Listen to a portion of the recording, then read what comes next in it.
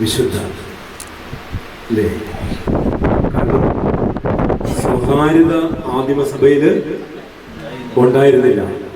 ഒരു സ്വകാര്യത കുമ്പസാരം പോലും പരസ്യമായിട്ടായിരുന്നു. കുമ്പസാരം പോലും പരസ്യമായിട്ടാണ്.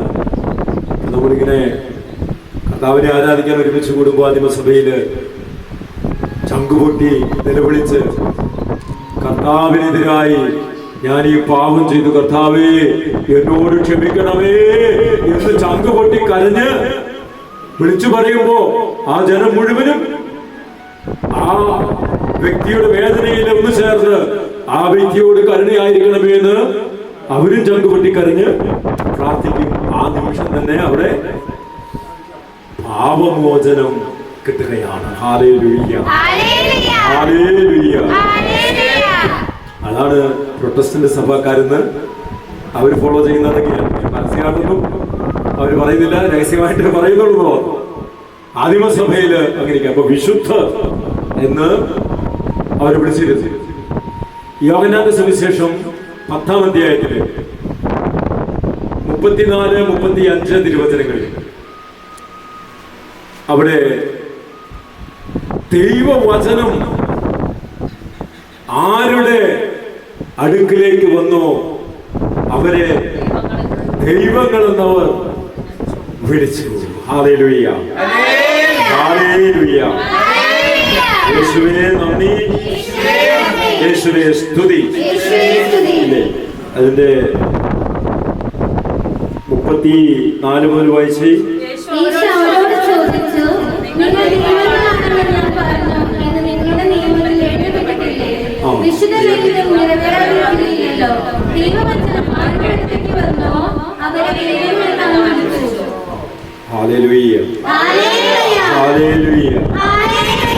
യേശു അവരോട് ചോദിച്ചു, നിങ്ങൾ ദൈവങ്ങളാണെന്ന് ഞാൻ പറഞ്ഞു എന്ന് നിങ്ങളുടെ നിയമത്തിൽ എഴുതപ്പെട്ടിട്ടില്ലേ? ഹല്ലേലൂയ. 82-ാം സങ്കീർത്തനം 6-ാം വചനം ഉദ്ധരിച്ചുകൊണ്ടാണ് കർത്താവ് പറയും, നിങ്ങളുടെ നിയമത്തിൽ അത് എഴുതപ്പെട്ടിട്ടില്ലേ? 82:6 വായിച്ചവനെ. സങ്കീർത്തനം 82:6. ഭൂമിയുടെ അടിസ്ഥാനങ്ങൾ ഇളകിയിരിക്കുന്നു, ഞാൻ പറയുന്നു, നിങ്ങളെല്ലാവരും അത്യുന്നതന്റെ മക്കളാണ്. അതുകൊണ്ട് നിങ്ങളിൽ ദൈവത്തിന്റെ ദൈവികത നിലനിൽക്കുന്നതുകൊണ്ട് നിങ്ങൾ ദൈവങ്ങളാണ്. Hallelujah, hallelujah. അത് കുറച്ചുകൂടി അതിന്റെ ഒരു ക്ലാരിറ്റി നമുക്ക് കിട്ടുന്ന ഇവിടെയാണ്. ഈശോ തന്നെ നേരിട്ട് പറയുകയാണ്, നിങ്ങൾ ദൈവങ്ങളാണെന്ന് ഞാൻ പറഞ്ഞു എന്ന് നിങ്ങളുടെ നിയമത്തിൽ എഴുതും. എന്നിട്ടാണ് ഈശോ 35 വിശുദ്ധ ലിഖിതം നിറവേറാതിരിക്കുകയില്ലല്ലോ. ഏത്? ഈ വിശുദ്ധ ലിഖിതം. പഴയ നിയമത്തിൽ സങ്കീർത്തനം 82:6 പറഞ്ഞിരിക്കുന്ന വിശുദ്ധ ലിഖിതം നിറവേറാതിരിക്കുകയില്ലോ. അതുകൊണ്ട് ഈശോ വീണ്ടും തുടർന്നു, ദൈവവചനം ആരുടെ അടുത്തേക്ക് വന്നുവോ അവരെ ദൈവങ്ങളെന്ന് അവൻ വിളിച്ചു. Hallelujah, hallelujah. ഓരോ വചനവും നമ്മുടെ ഉള്ളിൽ നമ്മൾ ആക്കുമ്പോ നമ്മള് എന്താകുന്നു? നമ്മൾ ദൈവീകതയിലേക്ക് ഉയർന്നുകൊണ്ടിരിക്കുന്നു. Hallelujah, hallelujah. നമ്മുടെ മാനുഷികതയെ ഈ വചനം കുറേശ്ശെ എടുത്തു മാറ്റിയിട്ട് ദൈവികത നിറയ്ക്കുന്നു. ഹല്ലേലൂയ.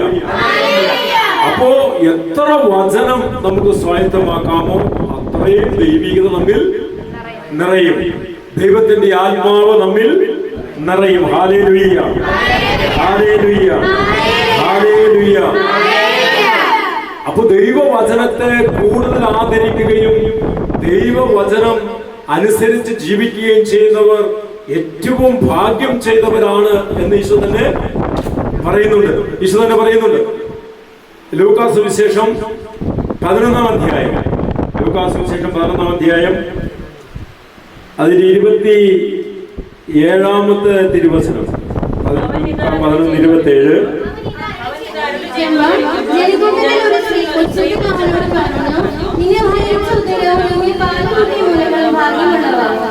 പറഞ്ഞോ, ദൈവവചനം കേട്ടത് പാലിക്കുന്നവർ കൂടുതൽ ഭാഗ്യവാന്മാർ. എന്താ നോക്കിയേ, അത് മഹത്തായ ഭാഗ്യമെന്ന അതിന്റെ ശീർഷകം തന്നെ അല്ലേ. ലൂക്ക 11:27 അവൻ ഇത് അരുളി ചെയ്തുകൊണ്ടിരിക്കുമ്പോൾ, എന്ത് അരുളി ചെയ്തുകൊണ്ടിരിക്കുമ്പോൾ എന്താണ്? അവൻ തൊട്ടു മുകളിൽ അശുദ്ധാത്മാവിന്റെ തിരിച്ചുവരവിനെ കുറിച്ച് പറഞ്ഞു പഠിപ്പിച്ചുകൊണ്ടിരിക്കുകയാണ്. അശുദ്ധാത്മാവിന്റെ തിരിച്ചുവരവ്, അപ്പൊ അതുകൂടി നമ്മൾ നോക്കണം. അശുദ്ധാത്മാവിന്റെ തിരിച്ചുവരവ്. ഒരു അശുദ്ധാത്മാവ് ഒരുവനെ വിട്ടുപോയാൽ വരണ്ട സ്ഥലങ്ങളിലൂടെ ആശ്വാസം തേടി അത് അലഞ്ഞു നടക്കും. കണ്ടെത്താതെ വരുമ്പോൾ അവൻ പറയുന്നു, ഇറങ്ങിപ്പോകുന്ന ഭവനത്തിലേക്ക് തന്നെ ഞാൻ തിരിച്ച് ചെല്ലും. അപ്പൊ തിരിച്ച് ഈ അശുദ്ധാത്മാവ് ഭവനത്തിലേക്ക് വരുമ്പോ അവിടെ എന്ത് കാണും? ആ വീട് അടിച്ചു വാരി നല്ല മെനയും വൃത്തിയും ഒക്കെ ഉള്ളതാക്കി ഇട്ടിരിക്കുകയാണ്. കാരണം എന്താ? അശുദ്ധാത്മാവ് ഇറങ്ങിപ്പോയപ്പോ അവിടെ എന്തു വന്നു? അവിടെ ദൈവാത്മാവ് കയറി വാസമർപ്പിച്ചു അല്ലേ? അടിച്ചുവാരി സജ്ജമാക്കി എന്ന് പറയുമ്പോ ദൈവ സാന്നിധ്യം ആ കുടുംബത്തില് നിറഞ്ഞു നിൽക്കുന്നത് കണ്ടിട്ട് ഇവന് എന്ത് ചെയ്തു? എനിക്ക് തന്നെ പറ്റത്തില്ല, അതുകൊണ്ട് പോയി തന്നെ പോലെ തന്നെ ആ 7 മൂർത്തികളെ കൂട്ടി ഉള്ളക്കുട്ടി വിശ്വാസികളൊക്കെ വിളിച്ച് വീണ്ടും തിരിച്ചു വരുമ്പോ എന്ത് കാണുന്നു? ആ കുടുംബത്തില് പഴയ പ്രാർത്ഥനയോ ചൈതന്യമോ അഭിഷേകമോ ഉണ്ടാകാതെ പ്രാർത്ഥനയോ, നമ്മളങ്ങനെയല്ലേ? നമുക്കൊരു അനുഗ്രഹം കിട്ടി, നല്ല പ്രാർത്ഥനയും സ്തുതിപ്പും കാര്യങ്ങളൊക്കെയാണ്. അനുഗ്രഹം കിട്ടി കുറച്ച് കഴിയുമ്പോ എന്ത് ചെയ്യും? പ്രാർത്ഥന പയ്യെ മന്ദീഭവിക്കാൻ തുടങ്ങും. ബൈബിൾ വായന അതൊക്കെ ഒരധ്യായം എന്നുള്ളത് ഒരു പാരഗ്രാഫും ഒരു വചനമൊക്കെ ആക്കി മാറ്റും. ഇവൻ ഏഴെണ്ണത്തിന് കൂട്ടി തിരിച്ചു വരുമ്പോ ഇത് മന്ദീഭവിച്ച അവസ്ഥയിൽ കിടക്കുന്നു. അവൻ ആ ക്യാപ്പിൽ എന്ത് ചെയ്യും? ചാടി കയറും. ആ ഭവനത്തിന്റെ അവസ്ഥ അതിനേക്കാൾ കൂടുതൽ മോശമായി തീരുമെന്ന് കർത്താവ് പറയാണ്. കർത്താവ് എന്തുകൊണ്ടത് പറഞ്ഞേ? മക്കളെ,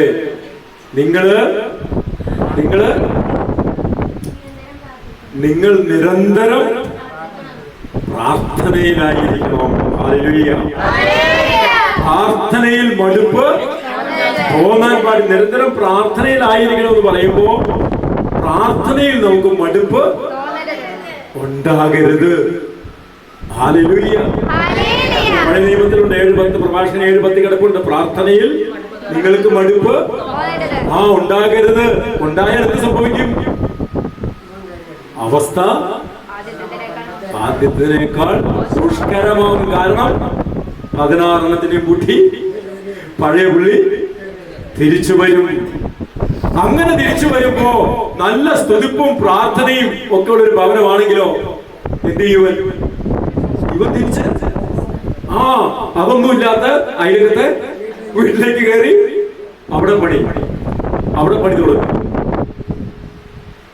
ഇത് പഠിപ്പിച്ചുകൊണ്ടിരിക്കുമ്പോ, ഇത് പറഞ്ഞുകൊണ്ടിരിക്കുമ്പോഴാണ് ഒരു സ്ത്രീ ഇങ്ങനെ ഉച്ചത്തിൽ വിളിച്ചു പറയുകയാണ്, നിന്നെ വഹിച്ച ഉദരവും നിന്നെ പാലൂട്ടിയ മുലകളും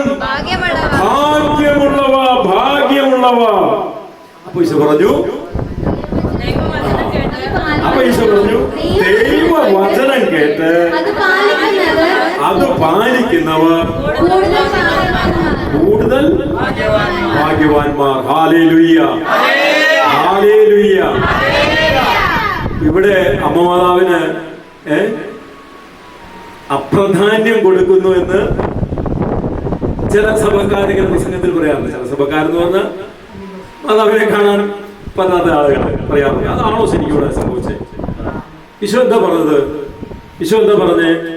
ദൈവവചനം കേട്ട് അത് പാലിക്കുന്നവർ കൂടുതൽ ഭാഗ്യവാന്മാർ. അതിന്റെ അർത്ഥം എന്താ വല്യമ്മച്ചി? അപ്പൊ അവിടെ ഇരുന്ന് വിളിച്ചു പറഞ്ഞ വല്യമ്മച്ചിയോട് പറഞ്ഞ, വല്യമ്മച്ചി, എന്റെ അമ്മ, അതായത് എന്നെ വഹിച്ച ഉദരവും എന്നെ പാലൂട്ടിയ ഈ മുലകൾ, അതായത് അത് പറഞ്ഞ ഈ വ്യക്തി, എന്നെ പാലൂട്ടിയ ഈ വ്യക്തി കൂടുതൽ ഭാഗ്യം ചെയ്തവൾ തന്നെയാണ്. ഇതാണ് വചനത്തിന്റെ അർത്ഥം. ഇവൾ കൂടുതൽ ഭാഗ്യം ചെയ്തവൾ തന്നെയാണ്. അമ്മയോട് എന്തെങ്കിലും അമ്മയുടെ കുറച്ച് കണ്ടതോ കുറച്ച് കാണിച്ചതോ ഒന്നുമല്ല അവിടെ. ആര് ദൈവവചനം അനുസരിക്കുന്നുവോ പാലിക്കുന്നുവോ അവരൊക്കെ എന്റെ അമ്മയെ പോലെ കൂടുതൽ ഭാഗ്യം ചെയ്തവരായി മാറും. ഹല്ലേലൂയ. എന്തുകൊണ്ടാ കൂടുതൽ ഭാഗ്യം ചെയ്തവളായി മാറിയത്? ഈ ഇസ്രായേൽ, ഈ പെൺകുട്ടി, ഈ 12 വയസ്സ് 13 വയസ്സ് പ്രായമുള്ള ഈ പെൺകുട്ടി തന്നെ എന്തുകൊണ്ട് ദൈവം തെരഞ്ഞെടുത്തു? നമ്മൾ മനസ്സിലാക്കണം, ചെറുപ്രായത്തിന് ദേവാലയത്തിന് സമർപ്പിക്കപ്പെട്ടവളാണ് ഈ മറിയം എന്ന് പറയുന്ന ഈ കൊച്ചു പെൺകുട്ടി. ചെറുപ്രായത്തിൽ തന്നെ ആഴമായ ദൈവവിശ്വാസവും ദൈവവചനങ്ങൾ, സങ്കീർത്തനം മുഴുവൻ അമ്മയ്ക്ക് മൈതാക്കാന്ന് പറയുന്നത്. അതൊക്കെ ഈശോനെ കുഞ്ഞിലേ മുതല് ചൊല്ലിക്കൊടുത്ത് പഠിപ്പിച്ചിരുന്നു. അതുകൊണ്ടാ കുരിശിൽ കിടന്നുകൊണ്ട് 22-ാം സങ്കീർത്തനം അതുപോലെ നിലവിളിച്ച് പ്രാർത്ഥിച്ചത്. എന്റെ ദൈവമേ, എന്റെ ദൈവമേ, എന്തുകൊണ്ട് നീ എന്നെ ഉപേക്ഷിച്ചു? ഓർമ്മിപ്പിച്ചു കൊടുത്തതാണ്. അപ്പൊ കുഞ്ഞിലേ മുതൽ ദൈവവചനം ആദരിച്ചവൾ, പഠിച്ചവൾ, പഠിപ്പിച്ചവൾ, അവൾ കൂടുതൽ ഭാഗ്യം ചെയ്തവൾ. അതുകൊണ്ടല്ലേ പിന്നീട് അമ്മ പറഞ്ഞത് ലൂക്ക 1:48 അമ്മ പിന്നീട് പറഞ്ഞില്ലേ, ഇതാ ഇപ്പോൾ മുതൽ സകല തലമുറകളും എന്നെ ഭാഗ്യവതി എന്ന് പ്രകീർത്തിക്കും. Hallelujah, hallelujah. സകല തലമുറകളും എന്നെ ഭാഗ്യവതി എന്ന് പ്രകീർത്തിക്കും. ഹല്ലേലൂയ. 119-ാം സങ്കീർത്തനം 1-2 വചനം കൂടെ ഒന്ന് വായിച്ചേ. 119-ാം സങ്കീർത്തനം 1-2 വചനം അതുകൊണ്ട് എടുത്തിട്ട് നമുക്ക് ഒരു പരിശുദ്ധാത്മാഭിഷേകത്തിന് വേണ്ടി ഒന്ന് പ്രാർത്ഥിക്കണം. അപങ്കിലമായ മാർഗത്തിൽ ചരിക്കുന്നവർ, കർത്താവിന്റെ നിയമം അനുസരിക്കുന്നവർ ഭാഗ്യവാന്മാർ. ആരാണ് അപങ്കിലമായ മാർഗത്തിൽ ചരിക്കുന്നവരും കർത്താവിന്റെ നിയമം അനുസരിക്കുന്നവരും? കർത്താവിന്റെ നിയമം സമം വചനം, കർത്താവിന്റെ വചനം. അപങ്കിലമായ മാർഗം എന്താണത്? പാപമില്ലാത്ത ഒരവസ്ഥ, ഒരു മാർഗം, ജീവിതം. ആ അവസ്ഥയിൽ, പാപമില്ലാത്ത അവസ്ഥയിൽ ജീവിക്കുകയും വചനത്തെ ഹൃദയത്തിലേക്ക് ഏറ്റെടുക്കുകയും വചനം പാലിക്കുകയും ചെയ്യുന്നവർ ഭാഗ്യവാന്മാർ. ഈ വചനമൊക്കെ അമ്മയ്ക്ക് കൃത്യമായിട്ട് അറിയാമായിരുന്നു. അതുകൊണ്ടാണ് അമ്മ ഒരു ലഘു പാപം പോലും ചെയ്യാതെ കുഞ്ഞിലേ മുതൽ ജീവിച്ചത് കൊണ്ടാണ് ദൈവം അവിടെ പ്രത്യേകം തെരഞ്ഞെടുത്തത്. Hallelujah, hallelujah, hallelujah. അത് തന്നെ ലൂക്ക 1:43 പറയുന്നുണ്ടല്ലോ, എന്റെ കർത്താവിന്റെ അമ്മ എന്റെ അടുത്ത് വരാനുള്ള ഈ ഭാഗ്യം എനിക്ക് എവിടെ നിന്ന്, അല്ലേ? ഈ ഭാഗ്യം കണ്ടോ? വചനം നിറഞ്ഞ ഒരു വ്യക്തി, പാപം ചെയ്യാത്തൊരു വ്യക്തി മറ്റൊരു വ്യക്തിയുടെ അടുക്കൽ പോകുന്നത് പോലും ആ കുടുംബത്തിന് അനുഗ്രഹമാണ്, മഹാഭാഗ്യമാണ്. അതുകൊണ്ടാണ് അമ്മയുടെ സാന്നിധ്യം എലിസബത്തിന്റെ ഭവനത്തിൽ വന്നപ്പോഴേക്കും എന്ത് സംഭവിച്ചു? പരിശുദ്ധാത്മാവിന്റെ ഒരിടപെടൽ അവിടെ ഉണ്ടായി, അല്ലേ? പരിശുദ്ധാത്മാവിന്റെ ഇടപെടല്. വചനം ആരുടെ ഉള്ളിലുണ്ടോ, പാപരഹിതമായ ജീവിതം ആര് നയിക്കുന്നുവോ, വചനവും പേര് നടക്കുന്നവൻ ചെല്ലുന്നിടം പരിശുദ്ധാത്മാവിന്റെ അഭിഷേകം കൊണ്ട്, അവൻ കാലെടുത്ത് വെക്കുന്ന സ്ഥലം പരിശുദ്ധാത്മാവ് കൊണ്ട് നിറയും. അതാണ് ഇവിടെ കാണുന്നത്. എലിസബത്തിന്റെ ഭവനം, എലിസബത്ത് പരിശുദ്ധാത്മാവ് നിറഞ്ഞവളായി. ഉള്ളിൽ കിടക്കുന്ന ശിശുവിന് പോലും പിടിച്ചു നിൽക്കാൻ പറ്റാതെ സ്നാപയോഹന്നാൻ യൂട്രസിൽ കിടന്നുകൊണ്ട് ഷെറിനെ എന്ത് ചെയ്തു? ഡിസ്കോ ഡാൻസ് കളിച്ചു. കുതിച്ചു ചാടി ഡിസ്കോ ഡാൻസ് കളിച്ച് ഉള്ളിൽ കിടന്നുകൊണ്ട്. ഒന്ന് ആലോചിക്കുക, പരിശുദ്ധാത്മാവിന്റെ ശക്തമായ സാന്നിധ്യം. അമ്മമാതാവ് അവിടെ കാലെടുത്ത് കുത്തിയതേ ഉള്ളൂ. ദൈവവചനം ആര് ഹൃദയത്തിലേക്ക് ഏറ്റെടുക്കുന്നോ, ആ വചനം അനുസരിച്ച് ജീവിക്കുന്നുവോ, അത് പാലിക്കുന്നുവോ, അവനിൽ എന്തുണ്ട്? അവനിൽ എന്തുണ്ട്? പരിശുദ്ധാത്മാവുണ്ട്. അവനിൽ പരിശുദ്ധാത്മാവുണ്ട്. അവന് വഴി തെറ്റത്തില്ല. നേരായ മാർഗത്തിലൂടെ പരിശുദ്ധാത്മാവ് അവനെ നയിക്കും. അവന്റെ ജീവിതത്തെ ആത്മാവ് നയിക്കും. ഇതാണ് നമ്മൾ കാണുന്നത്. എത്രയോ മൈൽ താണ്ടിയാണ് പരിശുദ്ധ അമ്മ ഈ എലിസബത്തിന്റെ ഭവനത്തില് അല്ലേ, ഒരു കാളവണ്ടി പോലും ഇല്ല. ആരാണ് അല്ലെ? നമുക്ക് GPS ഒക്കെ പോവാം. അന്ന് ഈ പറഞ്ഞ നല്ല സംഭവം ഉണ്ടോ? ആര് നയിച്ചു? ആര് കൊണ്ടുപോയി? കേട്ടോ, ആദ്യത്തെ ദിവ്യകാരുണ്യ പ്രദക്ഷിണം, ആദ്യത്തെ ദിവ്യകാരുണ്യ പ്രദക്ഷിണം ആരാ ഉള്ളിൽ കിടക്കുന്നത്? ലോകത്തിന്റെ രക്ഷകൻ ഉള്ളിൽ കിടക്കുകയാണ്. യൂട്രസ് എന്തായി മാറി? സക്രാരിയായി മാറി. ദിവ്യകാരുണ്യനാഥനുള്ളില് അവൻ വഴി നടത്തുകയാണ്. കാരണം എന്താ? ഞാൻ തന്നെയാണ് വഴി അല്ലെ? വഴിയായവനെ ഉള്ളിൽ കിടക്കുന്ന പിന്നെ അമ്മയ്ക്ക് വഴിയുള്ള പ്രശ്നമുണ്ടോ? ദൂരമുള്ള പ്രശ്നമുണ്ടോ? ദൈവത്തിന് ദൂരം പ്രശ്നമുണ്ടോ? ഒന്നുമില്ല. നിമിഷ നേരം കൊണ്ട് ചെന്നതേ, ഒരു ക്ഷീണവും അനുഭവിച്ചില്ല, അറിഞ്ഞില്ല. ഇതാണ് ദൈവ സാന്നിധ്യമുള്ള ഒരു വ്യക്തി. ആ വ്യക്തിക്ക് വലിയ ക്ഷീണമൊന്നും ഉണ്ടാവില്ല. Hallelujah, hallelujah. ദൈവാത്മാവ് ശക്തീകരിച്ചാൽ ആ വ്യക്തി ശക്തിയോട് മുമ്പോട്ട് പോകും. വീട്ടില് ജാതിയുടെ ചോടെടുത്തുകൊണ്ടിരിക്കുകയായിരുന്നു. അടിയും പുള്ളി അവരില്ല ഇടയാള് പനി പിടിച്ച് കിടപ്പാട്ട് 5-6 ദിവസമായി. ഇല്ല, ഞാൻ ഇന്നലെ 2 എണ്ണത്തിന്റെ എടുത്ത്, ഇന്ന് 5 എണ്ണത്തിന്റെ എടുത്തു വിത്ത് ഫാസ്റ്റിംഗ്.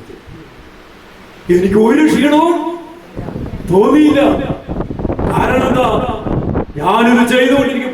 നിങ്ങൾ ഈ എടുക്കുമെന്ന് പറയുമ്പോൾ ഓർത്തോളം 1 മണിക്കൂർ 1.5 മണിക്കൂറൊക്കെ വേണം ഒരു ജാതി അടിച്ചോണ്ട്. അത്ര വട്ടത്തിലെടുക്കണം. വലുതായില്ലോ. ഇത് ചെയ്യുമ്പോഴൊക്കെ ഞാൻ സ്തുതിച്ചുകൊണ്ടാണ് ഇത് ചെയ്തത്. പരിശുദ്ധാത്മാവിന്റെ വലിയൊരു സാന്നിധ്യം അനുഭവിച്ചറിഞ്ഞുകൊണ്ടാണ്. അതിന്റെ ഇടയ്ക്ക് ഒരു വലിയ ഒരു കെട്ട് പുല്ലും മുറിച്ചു, കുറെ ജാതിക്കായി പറിച്ചു. ഈ സമയം കൊണ്ട് 2 മണിക്കുള്ളിൽ ഈ പണികളെല്ലാം, ഈ 3 പണികൾ ഒരേ സമയം ചെയ്തു തീർത്തു. അതും കാലും കൈയും ഒന്നും ഇല്ലാത്തവരാണ് ഉറങ്ങണം. ഒരു ക്ഷീണവും പറഞ്ഞില്ല.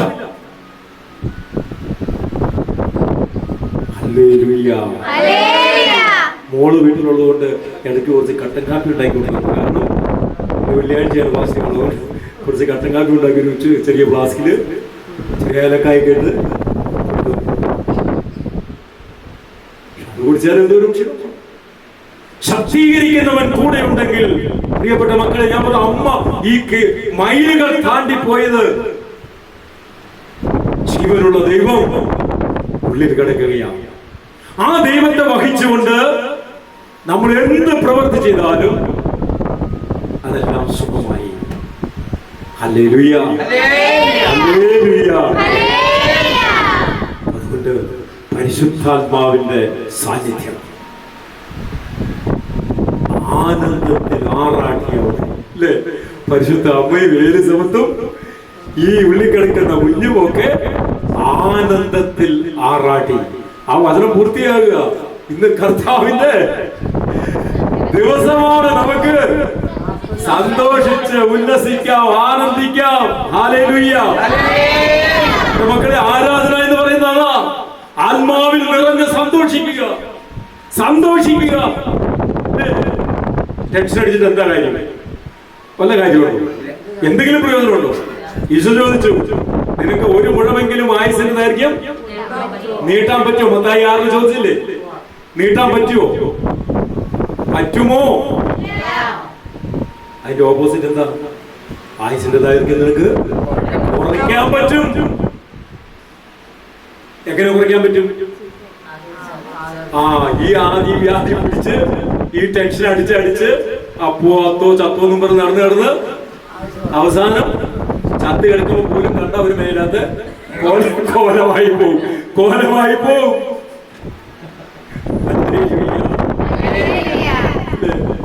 ചത്തി കിടക്കുമ്പോൾ ചമഞ്ഞ് കിടക്കണം, നല്ല ഭംഗിയായിട്ട് കിടക്കണം. മരിച്ചു കിടക്കുമ്പോൾ മുഖത്തേക്ക് നോക്കി ആ എന്തൊരു പ്രസാദം എന്ന് പറയാൻ ഇടയായിത്തീരണം. അതുകൊണ്ട് ഉറങ്ങപ്പോഴൊക്കെ ചിരിച്ചുകൊണ്ട് ഉറങ്ങോട്ടതില്ലേ, ഉറക്കത്തിലൊരു അറ്റാക്ക് വന്നു കഴിഞ്ഞാൽ ചിരിച്ചുകൊണ്ട് മരിച്ചു കിടക്കണം. ഹല്ലേലൂയ. ഞാനങ്ങനെ ചെയ്യാറുണ്ട്, ഞാനങ്ങനെ ചെയ്യാറുണ്ട്. പക്ഷെ ഉറക്കത്തിന്റെ ആ മുഖത്തിന്റെ അവസ്ഥയിലേക്ക് പോയപ്പോ നമ്മുടെ ഷേപ്പൊക്കെ എങ്ങനെ മാറുന്നു പറയാൻ പറ്റത്തില്ല. പക്ഷെ നമ്മൾ പ്രാർത്ഥിക്കുന്നുണ്ട്, ആരെങ്കിലും ഒന്ന് കണ്ടാൽ ഒരു മെനയും വൃത്തിയൊക്കെ ഉണ്ടാക്കി മോടിക്ക് എന്ന് നമ്മള് അല്ലേ. നമ്മള് ചിലര് മരിച്ചെടുത്ത് എന്ത് ഐശ്വര്യമോ കണ്ടു കഴിഞ്ഞാലേ, ആ ചിരിച്ച് മരിച്ചു കിടക്കുന്ന ആളുകളെ കണ്ടിട്ടുണ്ട്. എന്റെ അമ്മയുടെ അപ്പൻ രായവങ്ങത്താണ് പുറക്കം തുണി, അമ്മയുടെ അപ്പൻ മരിച്ചത് ഇങ്ങനെ നല്ല പ്രസന്നതയുള്ള മുഖവുമായിട്ട്. അപ്പനെ അല്ലെങ്കിൽ തന്നെ ഈശോയുടെ ഒരു മുഖച്ഛായ, ഈശോയുടെ അല്ല ശരിക്കും പറഞ്ഞാൽ നമ്മുടെ ഈശോയുടെ ഒറിജിനൽ ഫേസിൽ, ഒറിജിനൽ ഫേസ് ഇറങ്ങിയില്ലേ ഫസ്റ്റിലേക്ക് വെളിപ്പെടുത്തിക്കിട്ട് ഒറിജിനൽ ഫേസ്, ആ ഫേസ് ആയിരുന്നു അപ്പൻ്റെ ഫേസ്, അമ്മയുടെ അപ്പൻ്റെ ഫേസ്. എൻ്റെ പ്രാർത്ഥന അതുപോലെയായിരുന്നു. അപ്പൻ്റെ 5 മണിക്ക് അനുസരിച്ചുള്ള പ്രാർത്ഥന 4 5 മണിക്ക് നമ്മൾ തുടങ്ങി കഴിഞ്ഞാൽ 1 മണിക്കൂർ നീണ്ട പ്രാർത്ഥനയാണ്. ഏത് കരയാത്ത വ്യക്തികളും കരഞ്ഞു, കണ്ണ് നമ്മുടെ നിറഞ്ഞു പോകും. അതേപോലെ ദൈവത്തെ വിളിച്ചിറക്കി കൊണ്ടുള്ള പ്രാർത്ഥന, അതിൻ്റെയൊക്കെ ബാക്കിയായിരുന്നു നമ്മളോട് നിൽപ്പുണ്ടെങ്കിൽ. മനസ്സിലായോ? എനിക്ക് പറയാൻ പറ്റും, എൻ്റെ അമ്മയുടെ അപ്പൻ എനിക്ക് വേണ്ടി ഏറ്റവും കൂടുതൽ പ്രാർത്ഥിച്ചത്. കാരണം എൻ്റെ അമ്മ അപ്പൻ്റെ പെൺമക്കളില് 5 പെൺമക്കളില് ഏറ്റവും വേദന സഹനം ഏറ്റെടുത്ത എൻ്റെ അമ്മയായിരുന്നു. ഏറ്റവും മൂത്തായിരുന്നു അമ്മ. അമ്മയ്ക്ക് കിട്ടിയ അമ്മയുടെ കെട്ടിയവൻ ഏറ്റവും വലിയ കുടിയൻ, കോട്ടപ്പടി പഞ്ചായത്തിലെ ഏറ്റവും വലിയ കുടിയൻ, ഏറ്റവും വലിയ സഹനം, മർദ്ദനം, കടന്നുറങ്ങാൻ പറ്റാത്ത അവസ്ഥ. അപ്പൻ കണ്ണുനീരോടെ പ്രാർത്ഥിക്കുമായിരുന്നു. എന്ത് പ്രാർത്ഥിക്കുക, എൻ്റെ കുഞ്ഞിനെ, എൻ്റെ മോനെ അവന്റെ പാതയിൽ നീ വിടരുതേ. ഹല്ലേലൂയ. രണ്ടാം മക്കൾ അപ്പന്റെ പാതയിൽ പോയില്ല. ആ പാവപ്പെട്ട അപ്പന്റെ ചങ്കുപൊട്ടിയുള്ള പ്രാർത്ഥനയാണ്. അച്ഛനാകണം എന്നായിരുന്നു അപ്പന്റെ ആഗ്രഹം. നമുക്കും ആഗ്രഹമുണ്ടായിരുന്നു. പക്ഷെ ഇങ്ങനെ ആക്കി.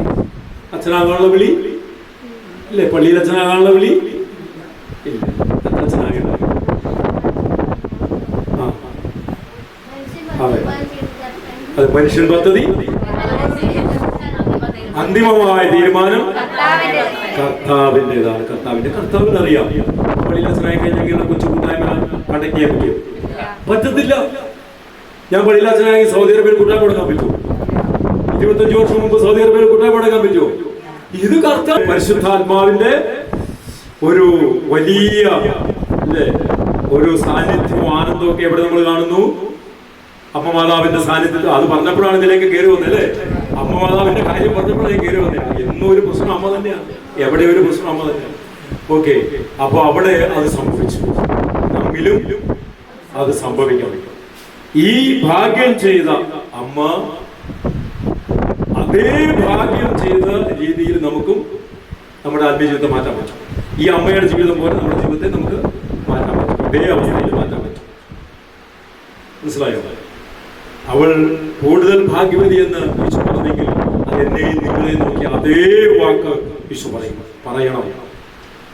എപ്പോ പറയും? എപ്പോ ഞാൻ വചനം പാലിക്കുന്ന ഒരു വ്യക്തിയായി തീർന്നുവോ ആ നിമിഷം കർത്താവ് പറയും. അതിന്റെ കർത്താവോട് പറഞ്ഞത് ദൈവവചനം കേട്ട് അത് പാലിക്കുന്നവർ കൂടുതൽ, കേട്ടോ, സാധാരണ ഭാഗ്യം ചെയ്തവരല്ല, കൂടുതൽ ഭാഗ്യവാന്മാർ, കൂടുതൽ ഭാഗ്യവാന്മാർ. അങ്ങനെ ഒരു ലേബൽ എനിക്ക് വേണമെങ്കിൽ ഞാൻ എന്ത് ചെയ്യണം? വചനം വായിച്ച് അത് ഹൃദയത്തിൽ സംഗ്രഹിക്കണം. ദൈവമക്കളെ, ഞാൻ ഇന്നും നിങ്ങളോട് ആധികാരികമായിട്ട് പറയുകയാണ്, വചനം വായിക്കാതെ നിങ്ങൾ കടന്നു പോകരുത്. വചനം വായിച്ച് ധ്യാനിച്ച് പ്രാർത്ഥിക്കാതെ നിങ്ങൾ വേറെ ഒരു പരിപാടിയും ചെയ്തിട്ട് കാര്യമില്ല. നിങ്ങൾ എത്ര കോന്തചൊല്ലി കൂട്ടിയാലും ഈ വചനം വായിച്ച് നിങ്ങൾ ധ്യാനിക്കുന്നില്ലെങ്കിൽ, എസ്പെഷ്യലി സുവിശേഷങ്ങൾ ഒരു അധ്യായത്തിൽ വായിക്കാതെ നീ എത്ര കോന്തചൊല്ലി കൂട്ടിയിട്ടും നീ സ്വർഗത്തിൽ പോകത്തില്ല. ഉറപ്പ്.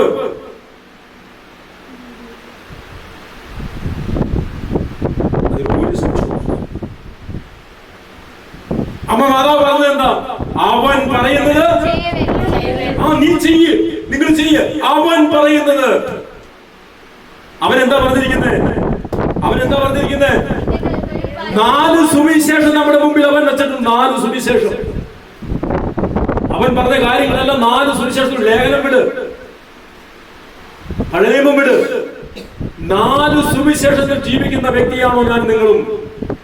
ഈ 4 സുവിശേഷത്തിലെ വചനം എന്നിൽ ജീവനുണ്ടോ? ജീവനായി മാറുന്നുണ്ടോ? ആ വചനം എന്നിൽ അഭിഷേകമായി നിറയുന്നുണ്ടോ? സ്വർഗം ഉറപ്പാ. സ്വർഗം ഉറപ്പാ. ഇതാ അമ്മ പറയുന്നത്. അവൻ പറയുന്നത് ചെയ്യാൻ. കേൾക്കുമ്പോ അത് ഗ്രഹിക്കാനുള്ള ഒരു അഭിഷേകം കൂടെ ആര് കൊടുക്കണം? പരിശുദ്ധാത്മാവ് കൊടുക്കണം. എന്നാലത് പോസിറ്റീവായിട്ട്. അല്ലെങ്കിൽ എന്ത് പറ്റും? ഇത് നെഗറ്റീവായിട്ട് കൂടെ പോകും. മൊത്തം നെഗറ്റീവായിട്ട് പോകും. എന്ത് കണ്ടാലും നെഗറ്റീവായിട്ട് ചിന്തിക്കുന്നവർ അങ്ങനെ ചിന്തിക്കത്തുള്ളൂ. മനസ്സിലായി? അതുകൊണ്ട് വചനം വിടരുത്.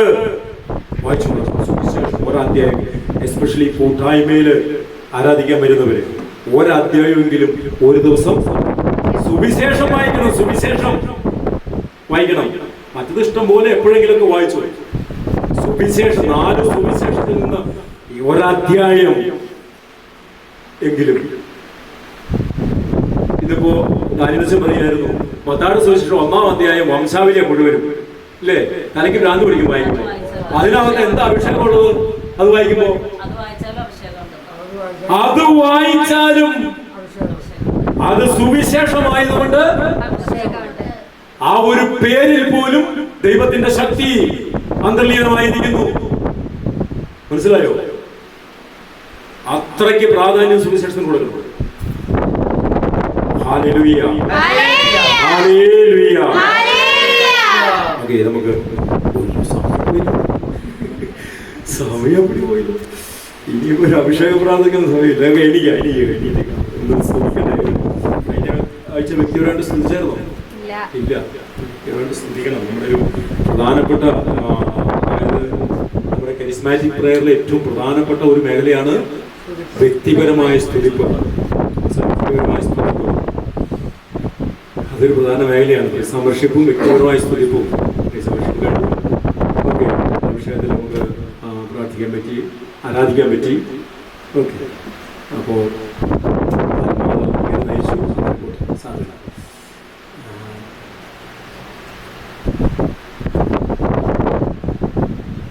കൃഷ്ണൻ കണ്ണിലടയ്ക്കാം. കരമൊന്ന് ഉയർത്തി, ഒരു കരം ഉയർത്തിയാൽ മതി. ഒരു കരം നെഞ്ചോട് ചേർത്ത്